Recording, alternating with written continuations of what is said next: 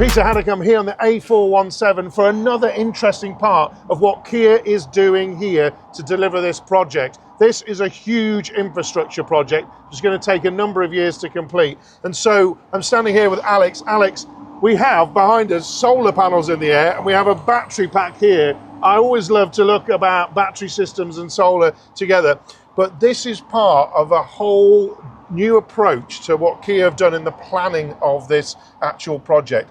I've been in the car park, as you have earlier, lots of solar lights there as well, and also lots of solar lighting around where we were at one of the bridge projects earlier. But this is quite new, and we do, folks, have a diesel generator behind us. What is it trying to do on the site here? Yeah, so this is our ProCharge unit. This is a new unit for us.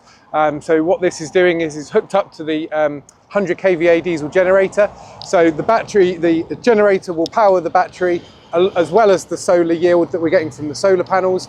And what we're powering around the site compound here, it won't need to be using the diesel generator most of the time. It's just being powered by the battery bank, and the diesel generator will only come on when either the battery capacity gets low to 15%, or the requirement of the site goes above 45 kVA. So far this unit, brand new unit, has been here a month, and the diesel generator has been on for a total of 3 hours. So yeah, so we're really proud, and Kier are really proud about what we were able to achieve with these units. 3 hours, folks. That must have been one of the rainy days we had. Of course, the whole point of this site is that it is around the clock, and we all know as sites like this, the compound changes, there's more things that are coming into it, there's more equipment that needs to be charged, and there are vehicles on the site as well that are electric. What we're saying is, if you have a static system and a static setup, you can actually look at optimizing the load of the diesel generator, so that is performing, it's optimized,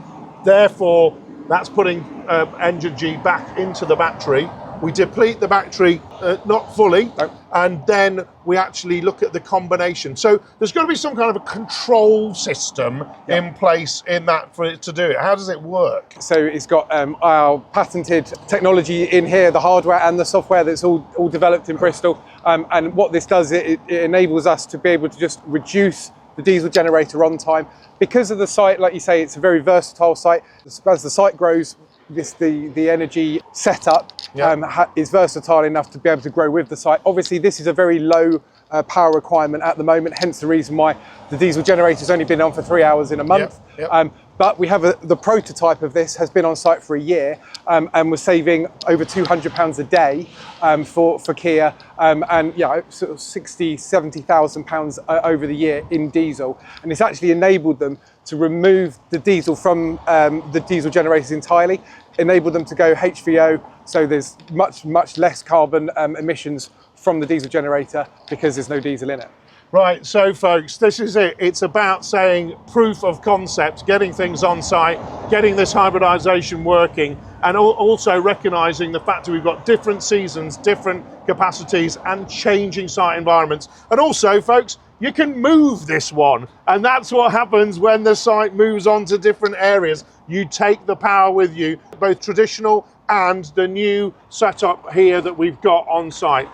Solar panels everywhere here for Kier, more sustainable, but they're harnessing the power of the sun. But when it gets dark and when you need to work in the winter, you've still got this combination of the battery. Great to see you. Thanks, nice to see you.